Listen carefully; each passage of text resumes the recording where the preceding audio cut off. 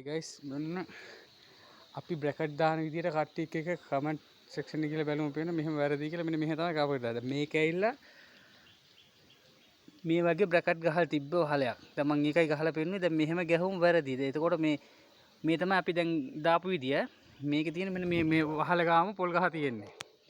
මේකේ පොල්ලත් අක්කටන් වැටලා මේ සීට් ඔක්කොම මේ ගහපු ගාර මේක පීල්ලට වැදිලා මෙන්න මේ තියෙන පීල්ල නැවිච්ච පාර. පේනව නේද?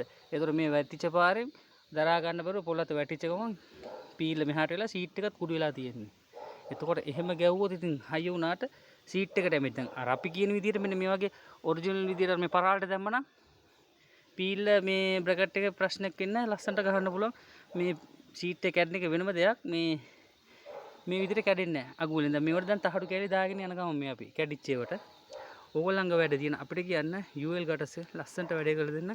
මේ විදිහට අපි ඇහුවට කෝල් කරලා ඇහුවත් අපි කියලා දෙන්න මෙන්න මෙහෙම වෙන්නේ කියලා. ලස්සනට වැඩේ කරනවා නම් ওই විදිහට කරන්න මෙන්න මේ විදිහට නම් කරොත් සීට් එක කුඩු වෙනවා අනිවාර්යයි. මේ පොල්ලත්තක් කඩන් වැටලා. බලන්න මේ තියෙන්නේ. ඒ විදිහට නම් හයි කරන්න එපා කවදාවත් පීලි.